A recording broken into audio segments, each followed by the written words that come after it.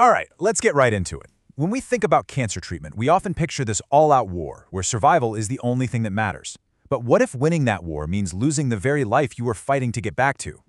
Today we're looking at a story that really makes you question what a successful outcome even means.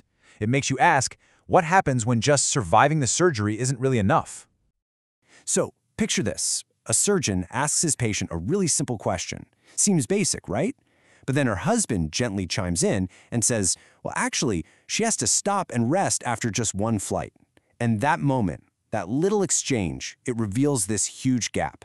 The gap between how we see ourselves and the reality of what our bodies can do. And that gap is right at the heart of this entire story. So, who was this patient?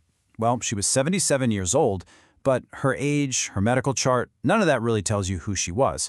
To get that, you've got to look at her life way outside the four walls of a hospital. I mean, this quote just says it all, doesn't it?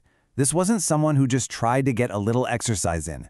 She played bocce ball, she did Pilates, she was at the gym, and get this, every single year, she and her husband would take a whole month to go to Paris and just walk. Miles and miles every single day. Her entire identity was wrapped up in motion and independence, and she fought like hell to protect that. Now, what's just incredible is that she kept this active life going despite a really brutal decade of medical battles. I'm talking lymphoma, then chemotherapy for a transformation of that lymphoma, then pancreatic cancer that required a massive surgery. And now, 10 years into this fight, she gets a brand new diagnosis, a small tumor in her lung. So while her spirit was just ironclad, her lungs, they'd taken a beating. You've got COPD, severe scoliosis that was literally restricting how much her chest could expand, recurring lung infections, plus a history of smoking. All of this together had made them, as she put it, just less resilient. And that context is absolutely key for what's about to happen. Okay, so with this new lung cancer diagnosis, her medical team starts talking about what to do next. And one word, just one, starts to dominate every single conversation: operable. So what does operable even mean? And this is so important. It doesn't ask about your quality of life. It doesn't ask what your day-to-day is going to feel like 6 months from now.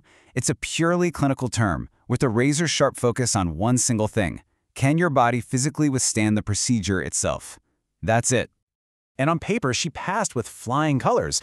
I mean, look at this. You don't need to be a doctor to see what's happening. Her FEV1, that's basically a measure of her lung power, was above the line. Her DLCO, which is about how well her lungs get oxygen into our blood, was lower but still considered totally fine for surgery. According to all the data, the verdict was clear: operable. So based on those numbers, the recommendation from her team at a world-class hospital was decisive: a lobectomy. This is a huge surgery. They take out an entire lobe of your lung, and for forever, really, it's been the gold standard. So to her, it felt like this was the path. This was the only real option on the table. And this is it. This is the moment where the whole story pivots. The medical team had their answer. Yes, she's operable. But for a woman whose entire sense of self was tied to walking the streets of Paris, was that even the right question to begin with? This led to a whole new set of conversations that completely reframed the decision. It became about shifting the focus from what was clinically possible to what was personally essential. And this slide just lays it out so perfectly. You have these two totally different ways of looking at the same problem. The clinical question, can she get through this? And the patient's question, what kind of life am I actually coming back to? The difference between those two questions? Well, it's everything. So how did the conversation change?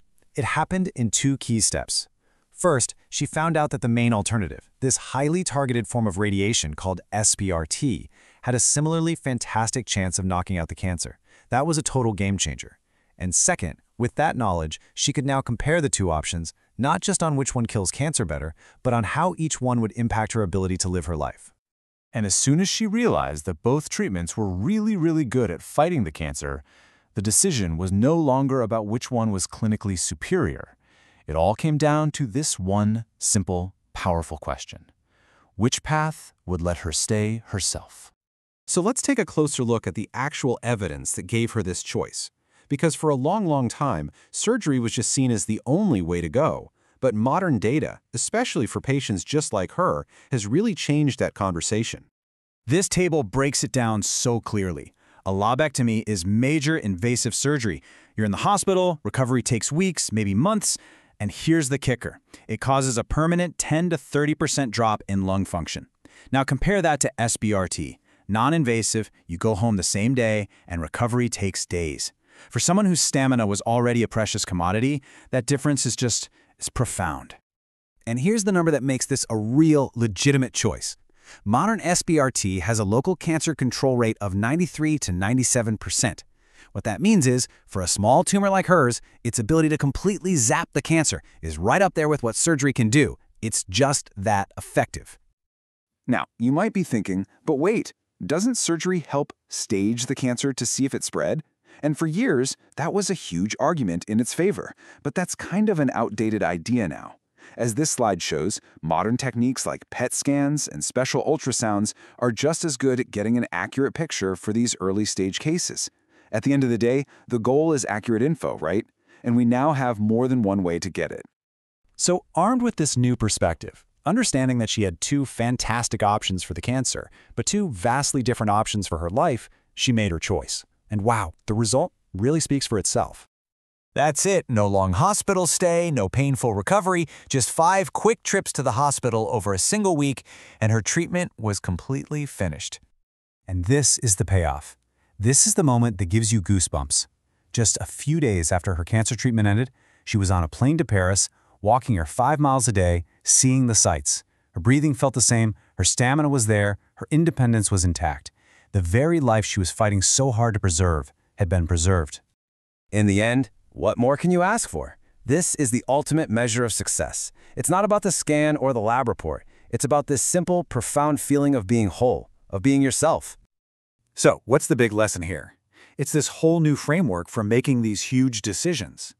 When you have different treatments that both give you a similar, excellent chance of beating the cancer, the whole debate shifts. It stops being about the doctor's chart and becomes a deeply personal choice about which path lets you get back to the life you actually want to live. And that really leaves us with this final question to think about. In medicine, and really in life, we spend so much time chasing what looks like the best outcome on paper. But this story teaches us that when you have multiple roads that lead to the same destination, the best path is the one that lets you enjoy the journey. It forces all of us to ask, what is it that truly matters?